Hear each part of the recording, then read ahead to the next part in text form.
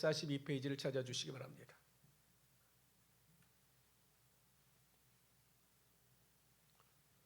신약성경 142페이지 요한복음 1장 19절에서 34절까지 말씀이 되겠습니다. 사도 요한은 육신의 몸을 입고 오신 예수가 그리스도 메시아이심을 증거했습니다. 로고스 이론을 가지고 태초부터 존재했던 로고스라고 하는 그 이론을 가지고 증거했을 뿐만 아니라 또 핵심은 그 당시 많은 사람들에게 신앙적으로 영향을 끼쳤던 세례 요한의 증거를 통하여 예수가 그리스도가 되심을 증거하고 있는 겁니다. 오늘 본문에도 보면 구체적으로 세례 요한을 통해서 어떻게 예수 그리스도가 증거되어지고 있고 또한 세례 요한이 어떠한 사명을 감당했는가에 대하여 설명하고 있습니다. 우리 19절부터 28절까지 여러분들이 좀 잘 안 보이시도록 한번 읽어봅시다. 19절 읽습니다. 시작.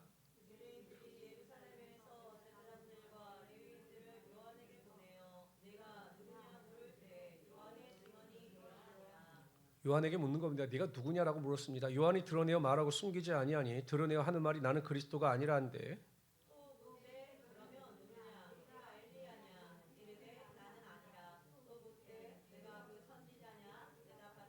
또 말하되 누구냐 우리를 보낸 이들에게 대답하게 하라. 너는 내게 대하여 무엇이라 하느냐?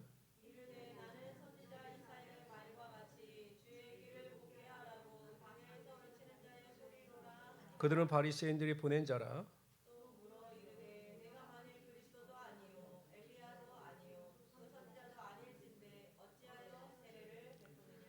요한이 대답하되 나는 물로 세례를 베풀거니와 너희 가운데 너희가 알지 못하는 한 사람이 섰으니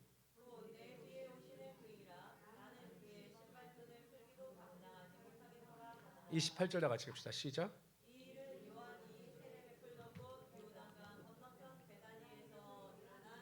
바리새인들은 제사장들과 레위인들을 세례 요한에게 보내서 과연 네가 누구냐라고 묻습니다.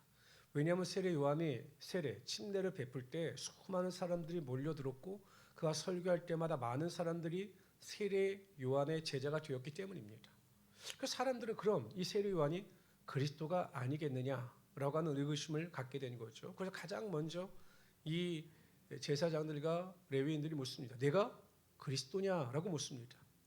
그랬더니 세례 요한이 나는 그리스도가 아니다라고 이야기합니다.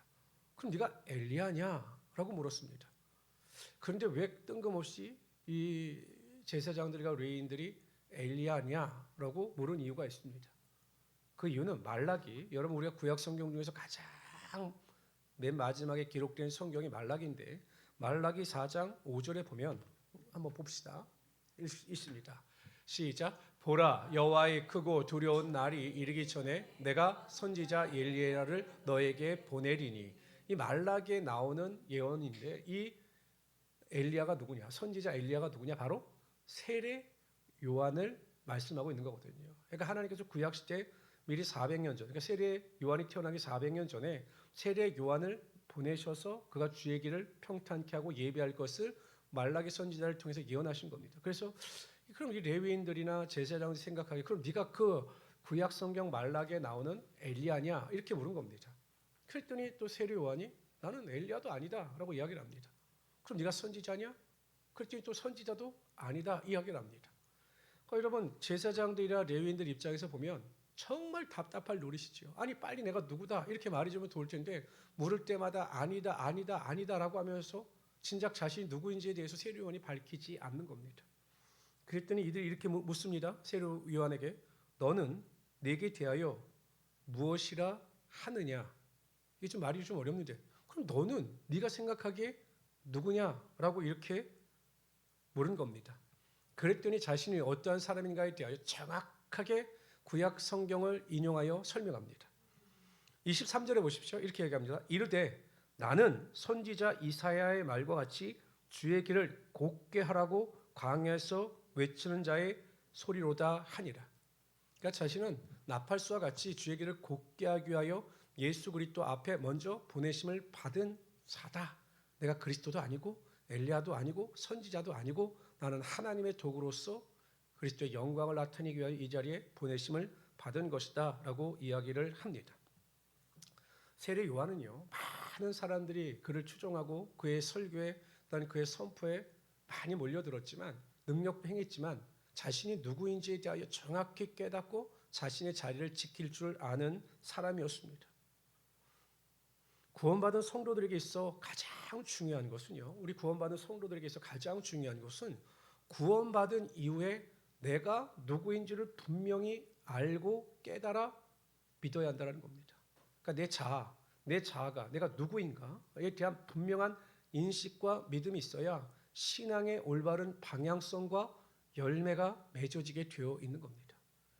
성도들이요, 내가 누구인지를 모르면 절대로 구원의 축복과 열매가 나타나지 않습니다. 사도 바울이 로마서 1장 1절에서 이렇게 고백합니다. 사도 바울은 내가 구원을 받고 하나님의 자녀가 된 뒤에 내가 누구인지에 대해서 명확하게 알았습니다. 이렇게 이야기합니다. 예수 그리스도의 종 바울은 사도로 부르심을 받아 예수 그리스도의 종입니다. 근데 여기서 여러분 종이라고 쓰인 헬라어가 둘로스입니다. 둘로스. 이 둘로스는 보통 노예를 표현할 때 사용하는 헬라어 원어가 둘로스였습니다. 그러면 헬라어 단어 중에서 종, 하인이라고 표현하는 헬라어가 둘로스 오직 하나냐라면 하면 아닙니다. 여러분 우리가 그 마태복음 8장에 보면 로마의 백부장이 예수 그리스도 앞에 나와 엎드려 그 자신의 하인의 병을 고쳐주기를 간절히 사모합니다. 그러니까 그 하인의 병을 고침받기 위하여 예수 그리스도 앞에 나왔거든요. 그때 그 종, 하인이라고 표현한 헬라어는 파이스라고 하는 헬라어를 사용했습니다. 파이스. 이거는 좀 더 주인과 친밀한 관계를 맺고 있는 헬라어입니다. 그리고 또 때로는 아들이라고 하는 표현을 사용할 때 이 파이스라고 하는 헬라어를 사용하는데 하인과 노예는 다른 거죠. 둘로스와 파이스는 전혀 다른 겁니다. 이 둘로스는요, 그 모든 생명권마저도 주인에게 있는 겁니다. 주인이 죽어라, 그럼 죽어야 되는 겁니다. 열심히 노력하고 또 수고해서 아내를 얻었습니다. 이혼해라, 그럼 이혼해야 되는 겁니다. 자식들을 내놔라, 그럼 내놔야 되는 겁니다. 그 당시에 그 로마 시대에 있어서 로마서가 기록될 당시에 있어 이 둘로스는요, 사람들이 인식하기에 사람이 아니라 말을 할 줄 아는 가축에 불과할 따름이었습니다. 인권이 없지요. 이제 사도 바울이 스스로 자기 자신을 예수 그리스도의 노예라 이렇게 표현을 하고 있는 겁니다. 왜 그랬을까요? 한 가지 이유밖에 없습니다. 내가 하나님 앞에서 예수 그리스도 앞에서 둘로스와 같이 나의 것을 주장할 수 없는 하나님께 대한 절대적인 노예임을 선포하고 있는 거죠. 삶의 절대적인 주인이 하나님이시기 때문에 예수 그리스도가 되시기 때문에 내가 하나님의 말씀에 절대 순종하겠다라고 하는 그 자아 정체성에 대한 믿음의 고백인 겁니다. 이게 제일 중요합니다. 인생의 불행은요, 결국 자신의 위치를 망각할 때 나타나게 되는 겁니다. 구원받은 성도들도 마찬가지고요. 모든 사람들이 자신의 위치를 망각할 때 내가 어떠한 사람인가를 인식하지 못할 때 인생의 불행이 다가오게 되어 있는 겁니다.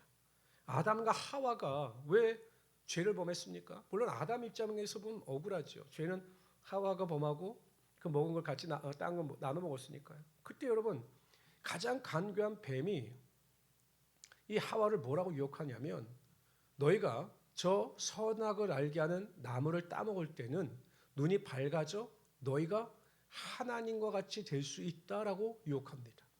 이 말에 탁 깔린 거죠. 우리가 하나님과 같이 될 수 있어?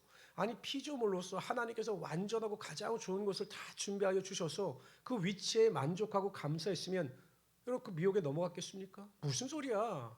우리는 하나님과 같이 되지 않아도 하나님께서 우리에게 만들어진 에덴 동산과 우리의 삶을 통해서도 충분히 행복하고 모든 것을 누리며 살아갈 수 있어 라고 자신의 신분과 자신의 위치를 인식하고 거절했다면 넘어가지 않았죠. 위치를 망각한 겁니다. 하나님과 같이 될 수 있다고 생각하니까 그 자리에 대한 탐심이 들어가게 되고 그것이 죄악으로 연결되어지게 되어 있었던 겁니다. 항상 우리는 우리의 위치를 잘 인식하고 생각해야 합니다. 다윗이 그런 입장에서 보면 탁월한 인물입니다. 항상 물론 나중에는 그 범죄로 말미암아 어려움을 당하기도 하지만 그 광야를 10년 동안의 그 사울 왕의 위협을 피하여 광야 생활을 할 때 보면 철저하게 다윗은 둘로스의 삶을 살았습니다. 대표적인 것이 여러분 그 블레셋 땅에 있는 시글락 성에 머물 때 잠시 그 성을 비우자 아말렉 군대가 쳐들어와서 그 부녀자들을 다 이끌고 갑니다. 막 사람들이 화가 나서 돌로 다윗을 쳐 죽이려고 했습니다. 그 정도 상황이면 사람이 보통 앞뒤 안 가리고 무조건 추격하고 봅니다. 그렇잖아요. 지금 분야자들이 다 포로로 잡혀갔는데 지금 눈이 완전 사람들 눈이 돌아갔는데 이성이 어디 있습니까? 당장 쫓아가는 것이 우선이죠. 그런데 다윗은 에봇을 가지고 오게 한 뒤에 하나님께 대하여 뜻을 묻습니다. 우리가 올라가면 그들을 우리의 손에 붙이시겠습니까? 라고 하나님의 뜻을 물어요. 왜? 하나님께서 자신의 인생의 주인 되심을 믿었기 때문이죠. 내가 급히 쫓아가는 것보다 하나님의 뜻이 어디에 있는가가 중요했던 겁니다. 종의 마음을 가지고 하나님의 뜻을 물었을 때 올라가라. 내가 그들을 너에게 붙이고 모든 것을 도로 찾게 하여 주실 것이다 라고 말씀해 주셨습니다. 순종하여 나갈 때 그가 큰 승리를 거두게 되고 모든 것을 획득하여 다시 돌아오게 되는 겁니다. 성도 여러분, 항상 우리는 사도 바울의 마음, 다윗의 마음을 가지고 살아가야 합니다. 내가 무엇인가를 생각하고 결정할 때 내 감정대로 생각대로 주변의 환경대로가 아니라 항상 하나님 앞에 무릎 꿇는 습관을 통하여 하나님의 뜻을 묻고 하나님의 말씀에 순종하며 살아갈 수 있어야 한다는 것입니다. 이것이 우리의 신앙의 체질이 되어서 하나님보다 앞서가지 말고 항상 하나님께서 인도하시는 길을 걸어갈 수 있어야 한다는 것입니다. 저는 우리 모든 성도님들이 그러한 믿음을 가지고 매일 하나님과 동행하시고 하나님의 뜻에 순종하시고 그래서 하나님의 놀라운 축복과 은혜 가운데 거하며 살아갈 수 있는 하나님의 귀한 성도들이 되시기를 주님의 이름으로 축원합니다. 우리 29절부터 34절까지 읽도록 하죠. 29절 제가 읽겠습니다. 이튿날 요한이 예수께서 자기에게 나오심을 보고 이르되 보라 세상죄를 지고 가는 하나님의 어린 양이로다.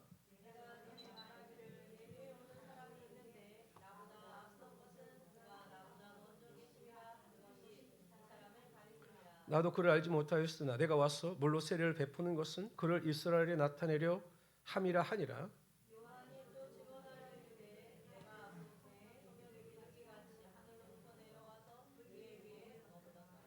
나도 그를 알지 못하였으나 나를 보내어 물로 세례를 베풀라 하신 그이가 나에게 말씀하시되 성령이 내려서 누구 위에든지 머무는 것을 보거든 그가 곧 성령으로 세례를 베푸는 이인 줄 알라 하셨기에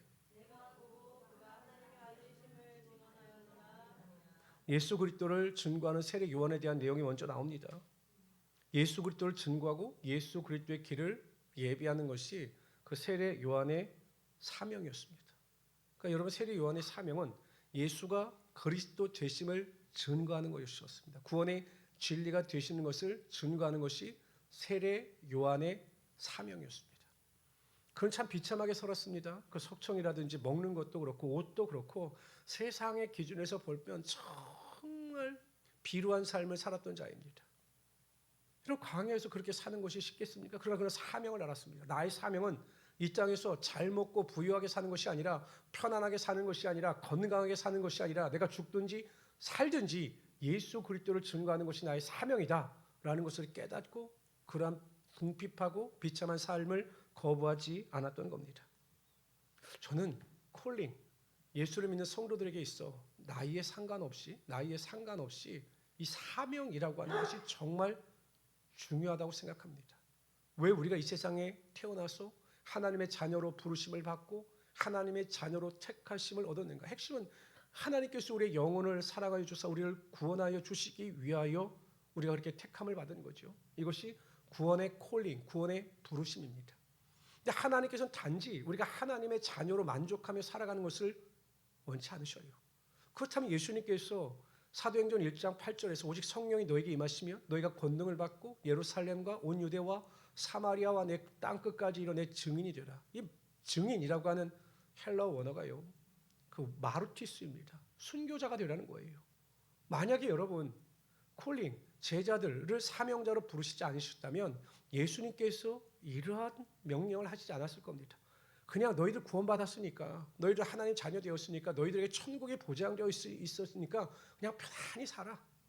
그냥 걱정하지 말고 내가 먹을 것 입을 것 다 만족해 줄 테니까 그냥 편안히 살아라. 이렇게 명령하셨을 텐데 그것이 제자들의 사명이 아니었기 때문에 예수님께서 그들에게 증인의 삶을 요구하셨던 거죠. 이것이 이 시대를 살아가고 있는 저와 여러분의 사명이기도 합니다. 어느 권사님이요, 전도대장인 권사님이 다리를 다치셔서 병원에 입원하셨습니다. 그런데 이제 여러 가지 미세골절이라 기부스를 하고 병원에서 한 일주일 정도 입원해 계셔야 했습니다. 근데 자녀들이 그럼 우리가 어머님을 병간호하겠다라고 막 하는데 다 교회 열심히 다니니까요. 권사님이 이 자녀들이 병간호하는 거를 거부하셨어요. 왜냐면 피곤하니까. 그리고 그냥 걱정하지 말아라. 그렇게 이제 말씀을 하셨습니다. 그리고 일주일 동안 그 간병비는 내가 또 모아둔 돈이 있으니까 걱정하지 말고 너희들은 그냥 일상생활 가운데 열심히 해라. 이렇게 당부를 하셨습니다. 그래서 이제 간병인은 일주일 동안 옆에 두고 그 간병인의 보호를 받으셨습니다.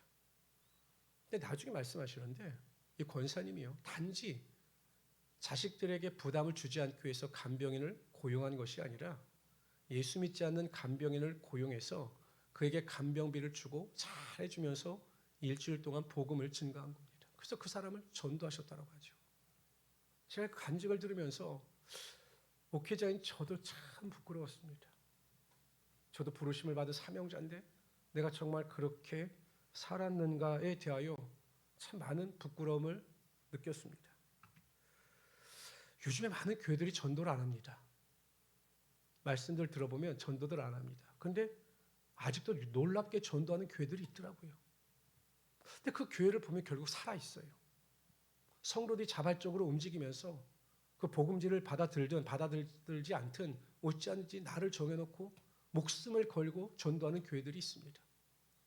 근데 그 교회들이 붕을 해요. 전도의 열매가 나타나는지 나타나지 않는지는 몰라도 그러한 교회들이 결국 붕을 합니다. 많은 사람들은 전도의 전략과 전도의 방법에 대해서 이야기합니다. 이런 전도 방법은 통하지 않습니다. 이렇게 전도해봤자 사람들이 오지 않습니다. 맞습니다. 우리도 노방전도하고 많은 복음지를 뿌린다고 해서 사람들이 그것을 보고 교회에 온 적은 없어요. 그러니까 제가 확신하는 것이 있습니다. 여러분 보세요.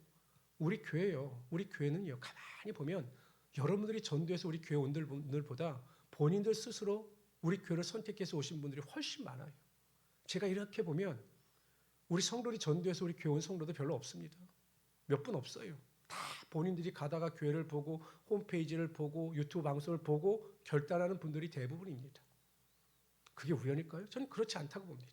하나님께서 눈물로 복음의 씨앗을 뿌린 여러분들의 그 전도의 수고와 그 열매를 보시고 우리가 복음지를 뿌릴 때 그것을 통하여 전도의 열매가 나타나지 않았지만 그 행위의 선하심을 보고 하나님께서 우리 교회 가운데 그런 성도들을 저는 보내주신 것이다 라고 저는 믿습니다. 전도의 전략은 필요 없습니다. 여러분 때를 얻든지 못 얻든지 우리는 예수 그리스도를 전해야 합니다. 예수가 구원자가 되심을 전해야 합니다. 여러분 우리는 물을 뿌리면 되는 겁니다. 고린도전서에도 나오지 않습니까? 우리는 물을 뿌리면 되는 겁니다. 그것을 잘하게 하시는 이는 하나님이신 거죠. 그런데 그러한 마음조차 우리가 품고 있지 않기 때문에 우리의 삶의 전도의 열매가 나타나지 않는 거죠. 어떻게 하면 편안히 살까? 어떻게 하면 좀 더 즐겁게 살까? 이것이 삶의 사명이 아니라 어떻게 하면 내가 복음을 전할까? 내가 어떻게 하면 많은 사람을 주님께로 인도할까? 이런 생각과 고민을 가지고 살아가는 것이 부르심을 받은 자들의 사명자의 모습이라는 겁니다. 이것이 하나님께서 기뻐하시는 성도의 삶이 되는 거죠. 너무 바빠요. 성도들은 너무 바빠요. 그런데 그게 왜 누구 때문에 바쁜지 잘 모르겠어요. 하나님 때문에 바쁜지 주의 일 때문에 바쁜지 아니면 내 일 때문에 바쁜지 잘 모르겠습니다. 만약에 내 일 때문에 내가 생각하는 것, 내가 하고 싶은 것, 내가 원하는 것 때문에 내 삶이 너무나 바빠서 하나님의 일을 등한시한다면 제가 보기엔 하나님께서 기뻐하시지 않을 것 같습니다. 하여튼지 간에 어찌하든 주의 일에 힘쓰시고 여러분 전도하시고 믿음의 능력을 가지고 하나님 안에 기쁘시게 하며 살아갈 수 있는 하나님의 귀한 성도들이 되시기를 주님의 이름으로 축원합니다. 세례 요한이 예수님께 대하여 증거를 합니다. 예수님은 어떠한 분이신가에 대하여 증거합니다. 29절 보세요. 이튿날 요한이 예수께서 자기에게 나아오심을 보고 예수님께서 세례 요한에게 침례를 받기 위하여 나가셨습니다. 그랬더니 세례 요한이 뭐라고 이야기합니까? 세상 죄를 지고 가는 하나님의 어린 양이로다 이렇게 이야기를 합니다. 이사야서 53장 6절에 보면 우리는 다 양 같아서 그릇 행하여 각기 제 길로 갔거늘 여호와께서는 우리의 모든 죄악을 그에게 담당시키셨도다. 하나님께서 멸망받을 수밖에 없는 우리의 모든 죄를 그냥 예수님께 맡기신 겁니다. 담당시키신 것입니다. 그래서 예수님께서 우리의 모든 죄를 담당하시어 십자가에 몸찢겨 피 흘려 돌아가셨던 거죠. 여러분 이제 구약 저는 딱 한 번 봤습니다. 저는 예전에 성막 세미나가 있어서 이 성막 세미나에 가서 직접 성막 세미나가 다 끝나고 그 양으로 제사 드리는 것까지 한번 본 적이 있어요. 이제 우리가 죄인이잖아요. 죄를 범하면 구약 시대에는 우리가 하나님께 우리 죄를 사함을 받아야 돼요. 지금 우리가 하나님 내 죄를 사하여 주시고 하나님 내 죄가 다 떠나가게 하여 주시고 나를 긍휼히 여겨 주세요라고 기도하면 하나님께서 그 기도를 받아주시고 회개를 받아주시고 우리 죄를 사하여 주시잖아요. 근데 구약 시대는 행위율법이었습니다. 우리가 죄를 범하면 우리의 신분에 합당한 재물을 가지고 나갑니다. 그게 황소가 될 수도 있고 또 양이 될 수도 있죠. 그래서 보통 양을 가지고 나갑니다. 그럼 양을 가지고 온 사람, 죄를 지은 사람이 어떻게 하느냐? 그 양에게 손을 얹고 자신의 죄를 전가합니다. 내 죄가, 이 모든 죄가, 나의 모든 악한 죄가 이 어린 양, 이 양에게 전가되었음을 하나님 믿습니다. 라고 해서 그 죄를 그 양에게 전가시킵니다. 그리고 나서 그 양을 뜰 밖으로 가지고 나가 그 양을 잡아요. 그리고 제사장들에게 가지고 옵니다. 그런데 제가 이걸 해봤거든요. 그런데 그 목사님께서 이제 딱 이렇게 하시는데 와, 양이 안 죽어요. 이분이 막 헤드락을 걸고 해도 양을 죽이기가 쉽지 않아요. 그런데 정말 끔찍했어요. 저는 솔직히 끔찍해서 막 양이 피를 흘리고 막 하는데 그 양이 너무 불쌍했어요. 양은 문제입니까? 아무 죄도 없어요. 그냥 우리 죄를 전가시킴으로 말미암아 그 어린 양이 죽는 거예요. 미안하지 않았겠습니까? 근데 여러분, 어린 양 대신 예수 그리스도께서 아무 죄도 없으셔요. 하나님은요, 예수님은 하나님이세요. 성자 하나님이십니다. 우리의 영광과 존귀를 받으셔야 되는 합당하신 하나님이십니다. 그분이 육신을 입고 이 땅에 오셔서 우리 죄를 담당하시고 십자가에 몸찍여 피 흘려 돌아가셨다. 이 생각을 하면 여러분 우리가 정말로 감사해야 되고 그 은혜 앞에 머리를 숙여야 하는 겁니다. 근데 그런 온전한 은혜와 깨달음이 없게 되니까 우리가 이 세상을 정말 믿음 없는 자와 같이 살아갈 수밖에 없는 겁니다. 예수 그리스도께서 우리의 모든 죄를 담당하시어 돌아가셨다라는 것을 확실히 믿는 성도들에게는요, 그 믿음에 합당한 열매가 분명히 나타나게 되어 있습니다. 우리가 믿음으로 구원을 받는다라고 하지만 그 인격적인 그 구원의 믿음의 고백을 통하여 회개하여 내가 하나님 앞에 구원받은 자들에게는 분명한 삶의 변화가 나타나게 되어 있어요. 성경에 보면 여러 가지 변화가 나타나는 것을 우리가 이렇게 볼 수 있습니다. 첫째는요, 감사합니다. 우리 죄를 사하여 주시고 우리를 구원해 주신 것에 대하여 정말로 감사하면서 살아가게 되는 거죠. 사도 바울이 대표적인 사람이죠. 그러니까 구원 얻은 성도들 입에는 항상 무엇이 떠나가지 않는다? 감사가 떠나가지 않습니다. 원망과 불평, 부정적인 말이 아니라 항상 감사가 떠나가지 않게 되어 있는 겁니다. 추수감사절이 끝나고 제가 이 현수막을 철거할까 하다가 철거 안 했습니다. 왜? 보니까 이 감사에 대한 성경 구절이 있어서 우리 11월 달 한 달간은 좀 감사하는 마음을 가지고 살아가자.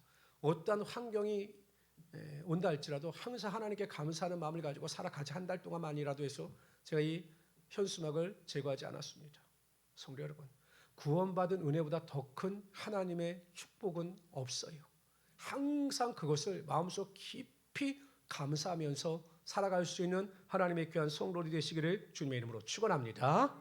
두 번째는요, 구원 얻은 성도들에게 나타나는 두 번째 변화는요, 죄를 미워하고 거룩하게 살아갈 수밖에 없다는 겁니다. 그리고 그렇게 살아가야 합니다. 현장에서 가늠하다 한 여인이 체포되어 유대인들에게 이끌려옵니다.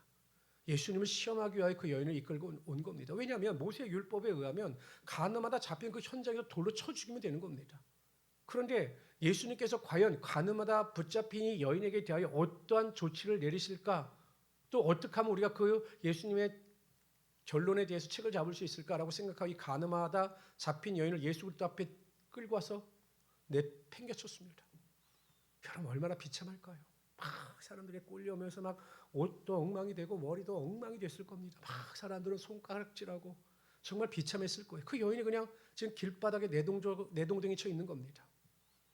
그저 그들이 그 여인을 비난하면서 예수님께 묻습니다. 모세의 율법에 의하면 현장에서 가늠하다 잡힌 자는 돌로 쳐 죽이라고 하는데 당신은 어떻게 하겠습니까? 라고 묻습니다. 모세의 율법대로 돌로 쳐 죽여라. 그러면 그들은 분명히 말할 겁니다. 지금까지 사랑을 강조한 저 그리스도가 사랑이 아니라 다시 모세의 율법을 강조한다라고 비난할 겁니다. 그렇다고 놓아주라라고 하면 뭐라고 하겠습니까? 모세의 율법을 범하는 자다라고 또 책을 잡아 비난할 겁니다. 예수님은 그들의 계략을 아셨습니다. 그래서 예수님께서 가장 먼저 뭐라고 말씀하시느냐? 너희들 중에 돌 없는 자가, 죄 없는 자가 먼저 돌로 치라, 이렇게 말씀을 하십니다. 그들은요, 벌거벗겨진 것 같은 기분을 느꼈던 것으로 보여요. 뭔가 예수님께서 자신의 모든 죄를 다 알고 계신 것처럼 느꼈던 것 같습니다. 그러니까 여러분, 한 사람씩 두 사람씩 다 떠나갑니다. 그 여인 혼자 남았습니다.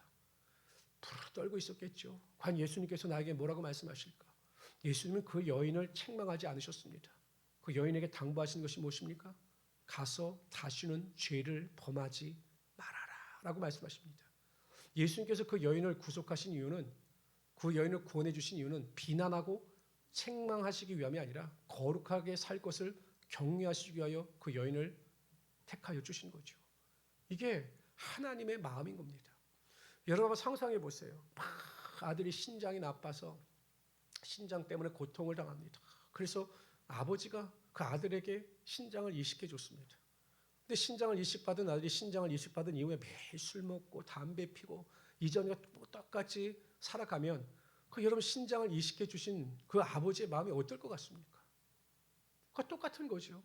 예수 그리스도께서 생명을 바쳐 우리를 구원하여 주셨는데, 하나님의 자녀로 택하여 주시고 천국 백성을 삼아 주셨는데 여전히 세상의 즐거움을 쫓아 살아가는 모습을 보면 하나님께서 기뻐하시지 않을 겁니다. 우린 구원받은 성도입니다. 의인이 되었습니다. 항상 거룩한 마음과 믿음을 가지고 거룩함의 열매를 쫓아 승리할 수 있는 우리 성도들 되시기를 주님의 이름으로 축원합니다. 구원받은 성도들은 첫째 감사합니다. 두 번째는 거룩하게 살고자 노력합니다. 세 번째는 다른 사람을 용서합니다. 예수님께서는 1만 달란트 빚진 자와 100데나리온 빚진 자의 비유를 통해서 우리의 죄를 용서함 받은 자는 반드시 다른 사람을 용서하고 사랑해야 한다라고 말씀하셨습니다. 그렇지 않겠습니까? 여러분, 우리는 더불어 사는 인생입니다. 예수 그리스도가 아니셨으면 우리는 영원히 죽을 수밖에 없었던 자들인데, 예수 그리스도의 십자가 보혈의 은혜와 능력으로 말미암아 우리가 구원을 받아 하나님의 자녀가 되는, 그래서 우리가 다시 태어났다라고 할 때 리본이라고 하는 표현을 씁니다. 리본, 다시 태어났다. 죽었다가 우린 다시 태어난 인생이다, 이렇게 표현을 씁니다. 그러므로 항상 다른 사람을 용서하고 사랑하는 마음을 가지고 살아갈 수 있는 우리 성도들이 되시기를 주님의 이름으로 축원합니다. 그러니까 신앙이 성숙하다. 저분의 신앙이 성숙하다. 기도 잘하고 열심히 큰 소리로 기도하고 매일 성경 통독을 10번씩 하고, 이게 여러분 신앙이 성숙한 게 아니에요. 제가 보면 성경 통독 열심히 하고 새벽기도 한 번도 빠지지 않고 주중예배 다 참석하고 모든 사람이 보기에 믿음이 있는 사람 같은데, 항상 보면 다른 사람을 비난하고 싸움하고 불평하고 원망하고 믿음 없는 소리를 하는 분들이 많아요. 신앙으로 성숙한 사람은 어떤 사람이냐? 결국 사랑이 충만한 사람입니다.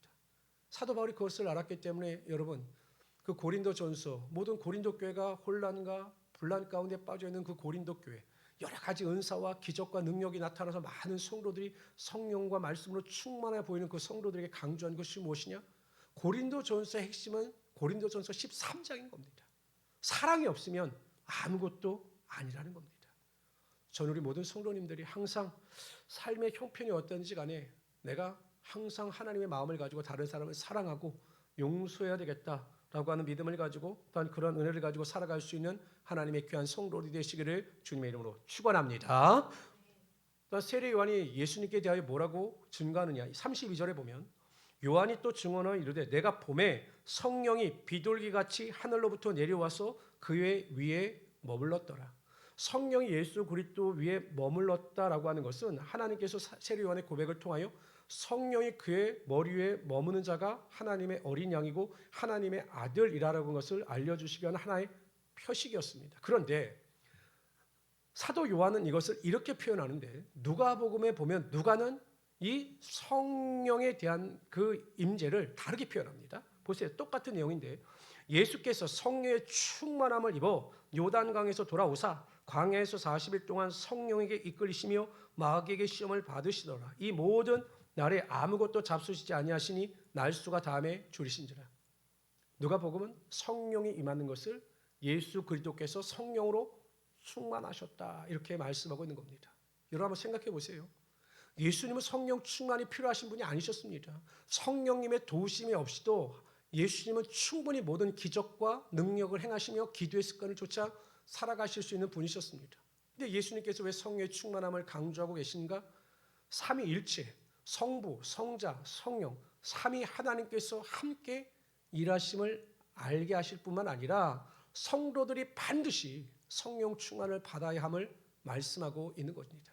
그러면서 세례 요한이 또 뭐라고 증거하냐면 33절에 보면 그가 곧 성령으로 세례를 베푸는 이인 줄 알라 하셨기에, 그러니까 예수님께서는 성령으로 충만하실 뿐만 아니라 성도들에게 성령의 세례를 베푸시는 하나님의 아들이 되신다는 거죠. 이 약속이 어떻게 성취되느냐? 요한복음 14장에 보면 제자들이 예수님께서 승천하신다라고 하는 말씀을 듣고 두려워 떱니다. 그러자 예수님께서 보혜사, 다른 보혜사, 파라클레토스, 알로스 파라클레토스, 모든 본질에서 똑같은 돕는 성령을 너희들에게 보내주실 것이다 라고 약속하십니다. 그리고 여러분 사도행전 1장에 보면 마가의 다락방에 제자들과 120명의 사도들이 모여 기도에 힘쓸 때 예수님께서 성령으로 세례를 베푸사 그들에게 방언과 표적과 능력과 기적이 나타나는 은혜를 허락하여 주셨던 거죠. 이것이 바로 예수님께서 허락하신 성령의 세례가 되는 것입니다. 그러므로 여러분 성령 충만은 선택이 아니라 필수입니다. 로마서 8장에 보면 육신의 생각은 사망입니다. 영의 생각은 생명과 평안입니다. 그래서 매 성령 충만을 삼하여 우리가 생명과 평안의 길을 걸어가야 한다는 거죠. 우리가 성령께서 하시는 일에 대해서 다양하게 성경에 설명이 되는데 이것을 보통 이제 성령론을 다룰 때 나누는데 성령의 사역에서는 뭐 어마어마한 내용들이 많이 나옵니다. 그럼 제가 그 성령의 사역과 관련해서 본질적인 것, 가장 핵심적인 것 두 가지만 여러분들에게 말씀을 드리죠. 우리가 성령 충만을 받아야 하는 이유는요. 성령 충만을 받아야 예수님께서 나를 구원해 주셨다라고 하는 구원의 확신 가운데 살아가게 되는 겁니다. 고린도전서 12장 3절에 보면 그러므로 내가 너에게 알리노니 하나님의 영으로 말하는 자는 누구든지 예수를 저주할 자라 하지 아니하고, 그러니까 하나님의 영으로 말하는 자, 성령 충만한 자가 예수 그리스도가 누구인지 안다라는 것입니다. 또 성령으로 아니하고는 누구든지 예수를 주시라 할 수 없느니라. 예수를 그리스도라 할 수 없느니라. 예수가 그리스도 되심을 믿을 수 없느니라. 그러므로 성령 충만해야 구원의 확신 가운데 살아갈 수 있게 되는 거죠. 두 번째는요. 저는 이 시대에 정말로 많은 성도들이 사모해야 할 것 중에 하나가 성령의 은사입니다. 성령의 은사가 사라졌느냐? 아니요. 지금도 여러분 사모하는 자들에게는 성령의 은사와 능력이 분명히 나타나게 되어 있는 겁니다. 고린도전서 12장 7절 11절에 보면 각 사람에게 성령을 나타내심은 유익하게 하려 하심이라. 성령을 우리에게 주시는 목적은 뭐냐면 우리 각 사람을 유익하게 하려고, 우리에게 유익을 주시기 위하여 성령의 능력을 부어 주신다는 겁니다. 어떤 사람에게는 성령으로 말미암아 지혜의 말씀을 지혜롭게 말할 수 있는, 지혜롭게 판단하고 지혜롭게 말씀하는 솔로몬에게 주셨던 그 지혜의 말씀을 우리들에게 부어 주신다는 겁니다. 어떤 사람에게는 같은 성령을 따라 지식의 말씀을, 특별한 지식을 가지고 우리에게 말씀해 주신다는 것, 특별한 상황 속에서 특별한 지식, 알 수 있는 것을 우리에게 알려주신다는 겁니다. 뿐만 아니라 다른 사람에게는 같은 성령으로 믿음을, 어떤 사람에게는 한 성령으로 병 고치는 은사를, 저는 지금도 병 고치는 은사를 믿습니다. 왜냐하면 믿음으로 구하는 자들에게 하나님께서 반드시 병 고침의 역사와 능력이 나타나게 하여 주시는 거죠. 저는 제일 답답한 분들이 매일 아프다는 분이고 아픈 것을 티내는 분들입니다. 보면 다른 사람들도 힘 빠지게 하는 분들이 있어요. 보면 그냥 매일 아프다. 저는 그러지 마세요. 하나님께서 내 병을 고쳐주심을 믿고 여러분들이 여러분 스스로 병 고침을 위하여 기도하고 간구하면 저는 지금도 하나님의 병 고침의 역사가 분명히 나타난다라고 믿습니다.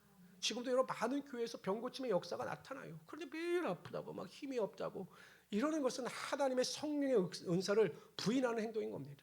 그리고 예배 때마다 제가 손을 얹고 기도할 때 하나님 내 병이 고쳐주심을 믿습니다라고 기도하면 전 지금도 성도들에게 그래서 고침받았다는 증언을 많이 듣습니다. 그러한 믿음의 은사와 능력을 가지고 의심하지 아니할 때 우리의 병이 고침받게 되는 겁니다. 근데 여러분 마귀는요 병약의식을 통해서 하나님의 역사를 방해합니다. 매일 아프다, 힘이 없다, 손이 쑤신다. 이런 병약의식은 결국 마귀가 주는 마음입니다.